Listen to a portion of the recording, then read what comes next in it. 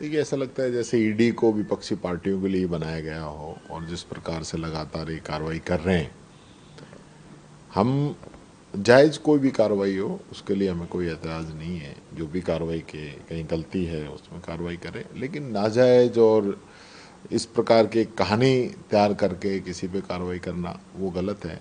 और विशेष रूप से महेश जोशी जी की वाइफ जो है पिछले 15 दिनों से बहुत सीरियस है, एडमिट है, और ऐसे समय में उनको अरेस्ट करना कहीं ना कहीं, कोई ये तो है नहीं वो कहीं भाग रहे थे, आप वो उनको अस्पताल से छुट्टी मिल जाती उसके बाद भी आप कर सकते थे कोई ये, लेकिन परेशान करना किस व्यक्ति को किस प्रकार से प्रताड़ित कर सकते हैं, ये इन लोगों की सोच है। डीजीपी ऑफिस कल आप गए वहाँ पर, और जवाहर सिंह मैडम जी का कहना है कि एक नाटक का मंचन है, क्योंकि पुलिस सीएम की सुरक्षा में किसी ने सेंध लगाने की कोशिश करी और पुलिस ने उस पर कार्रवाई करी। उसके बाद आप डीजीपी ऑफिस चले गए, एक अपशब्द भी निकला। सुरक्षा में सेंध है क्या? अगर सीएम को काले झंडे दिखाना सुरक्षा में सेंध है तो ये तो रोजाना मंत्रियों को, मुख्यमंत्रियों को, नेताओं को रोज काले झंडे देखने पड़ते हैं। तो फिर राजनीति में क्यों आए? इतना अगर आपको अपोजिशन का डर है, जनता अपनी बात कह नहीं सके, तो इतना भारी आपके अंदर इस चीज़ को लेकर डर बैठा हुआ है कि कोई हमें काला झंडा नहीं दिखाए, कोई हमें विपक्ष में बोले ही नहीं, जो आप कर रहे हो वो सब सही है, तो ये तो चलने वाला नहीं है। संवैधानिक अधिकार है विपक्ष का, जनता का, पब्लिक का बोलने का अधिकार है। आपने उनका सीकर संभाग खत्म किया है, आपने नीम का थाना जिला खत्म किया है, इस चीज़ को लेकर वो विरोध कर रहे थे। उन्होंने कोई हथियार नहीं था, उन्होंने कोई पत्थर नहीं मारा, उसने कोई लठ नहीं चलाया, किसी प्रकार का कोई उसने गलत कृत्य नहीं किया। काले झंडे दिखाया, सांड रास्ते में आ गए तो गाड़ियाँ और धीरे हो गई, नहीं तो साइड से ही दिखा रहा था।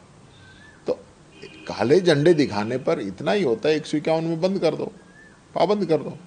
आज से पहले नहीं दिखाएगा, आप इतिहास निकाल लो, 75 साल का राजस्थान का कितनी बार काले झंडे दिखाए। और उसके बाद आप जिस प्रकार से उस बच्चे की आप परेड करा रहे हो, उसको माहौल बना रहे हो, उसके परिवार के लोगों को अरेस्ट कर रहे हो, 20 लोगों को बुला रहे हो, ये चीज़ें देखो आज लोकतंत्र के अंदर संभव नहीं है। ये तानाशाही की श्रेणी में आता है, ये मैं कहना चाहूँगा मैडम साहब को, क्योंकि वो मेरे पड़ोस ज़िले से ही आते हैं, गृह राज्य मंत्री, उनकी जिम्मेदारी है।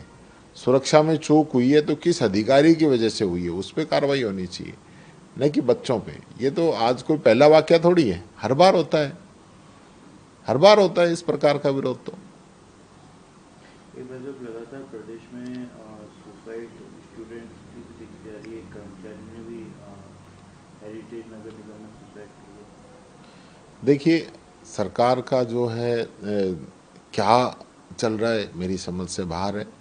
अब विधानसभा सत्र चला, हमने इस बात को लेकर मजबूती से आवाज़ उठाई कि कोचिंग स्टूडेंट्स जो है लगातार सुसाइड कर रहे हैं। कोटा के अंदर विशेष रूप से हम बात करें, और अभी जनवरी से लेकर अब तक 14 बच्चों ने सुसाइड किया है प्रदेश के अंदर, जो बहुत ही गंभीर संख्या है। सरकार को चाहिए इस पे ठोस कदम उठाए। मैंने खुद राज्यपाल महोदय को, मुख्यमंत्री जी को लेटर लिखा था, पहले ही लिखा था, और उनको आगाह किया था इस बारे में लेकर। लेकिन मेरे को ऐसा लग रहा है कि जैसे सरकार ने कोई मिली भगत कर रखी हो कोचिंग संस्थानों से, कि कोई ऐसा कानून नहीं बनाना चाहती हो।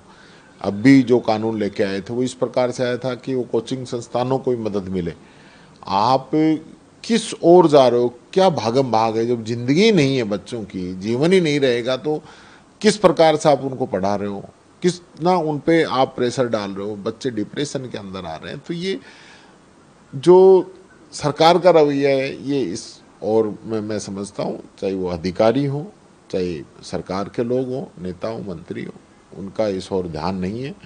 वो पता नहीं क्यों नहीं बोलना चाहते। 14 संख्या कम नहीं होती, 14 बच्चों ने सुसाइड किया है, जवान बच्चे जिनके माता पिता के तो कलेजे के टुकड़े हैं, जिन्होंने उनको आगे बढ़ाने के लिए, पढ़ाने के लिए कोचिंग कराई थी, नहीं कि सुसाइड कराने के लिए। तो हम सबकी सामूहिक जिम्मेदारी है, इस पर कड़े कानून बनाएं, कड़े कदम उठाएं। अभिभावकों से भी कहना चाहूँगा बच्चों पे ज़्यादा प्रेशर नहीं बनाएं, इस ओर हमें ध्यान रखने की ज़रूरत है। लेकिन कहीं ना कहीं मुझे लगता है कि सरकार इस पर कार्रवाई नहीं करना चाहती, कोचिंग वालों से इन लोगों की मिलीभगत हो सकती है।